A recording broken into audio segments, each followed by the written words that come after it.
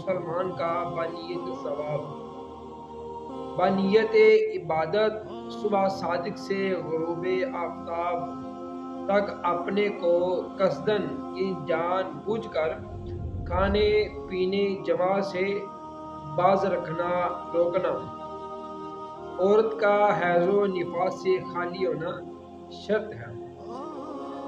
یہ عرف عام میں سے روزہ کہا جاتا ہے۔ مسئلہ نمبر 1، روزے کے 3 درجے ہیں۔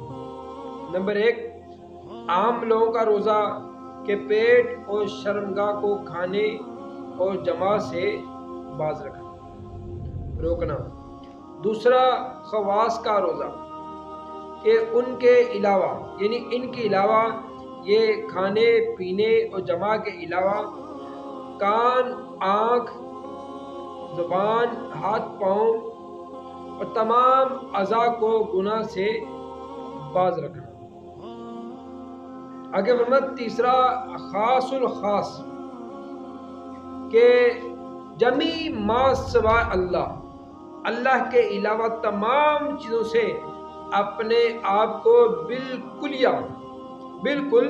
جدا کر کے صرف اسی کی طرف متوجہ رہنا، یہ خاص الخاص لوگوں کا روزہ ہے۔ آگے فرماتی ہیں کہ روزے کی 5 قسمیں ہیں۔ نمبر 1، فرض روزہ۔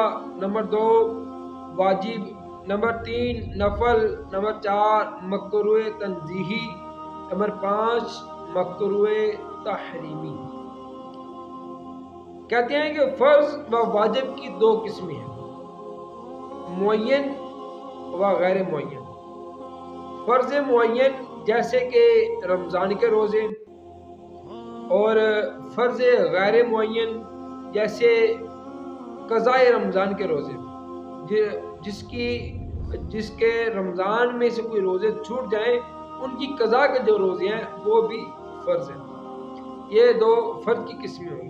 آگے فرماتی ہیں واجب قضاء رمضان کے روزے اور روزہ کفارہ، یہ فرض ہیں، فرض کے اندر آتے ہیں۔ واجب معین جیسے کہ نظر معین، واجب غیر معین جیسے کہ نظر مطلق یعنی عام نظر مانی ہو، عام منت مانی ہو، اس کا ہو۔ آگے پھر کہتے ہیں نفل 2 ہیں، نفل مسنون، نفل مستحب۔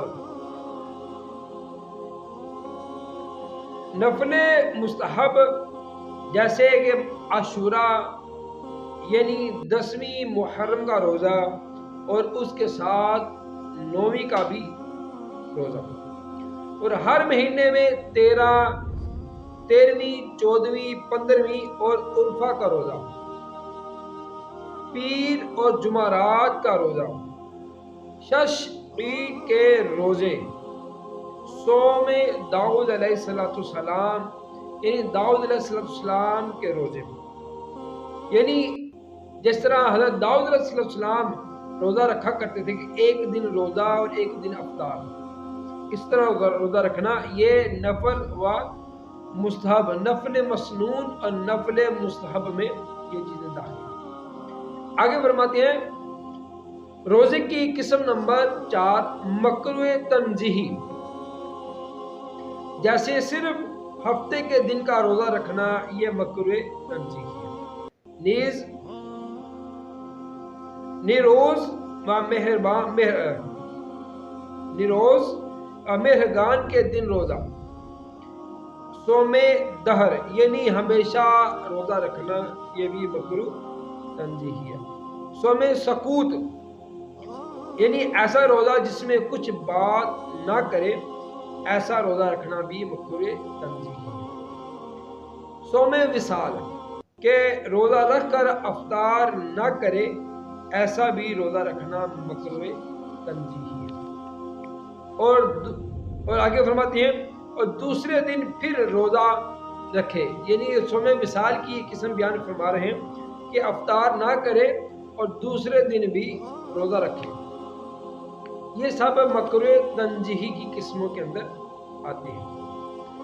مکروہ تحریمی جیسے کہ عید اور ایام تشریق، کہ روزے ان دنوں کے اندر روزہ رکھنا مکروہ تحریمی ہے۔ عید اور ایام تشریق یعنی عید الفطر اور عید الاضحیٰ، ان دنوں روزہ رکھنا مکروہ تحریمی ہے، اور 11، 12، 13 ذی الحجہ، ٹھیک ہے، ان 3، 11، 12 اور 13 ذی الحجہ، ان 5 دنوں میں روزہ رکھنا یہ مکروہ تحریمی ہے۔ اللہ تعالیٰ کی بارگاہ میں دعا ہے کہ اللہ تعالیٰ عمل کی اور سمجھ کی توفیق عطا فرمائے۔ آمین۔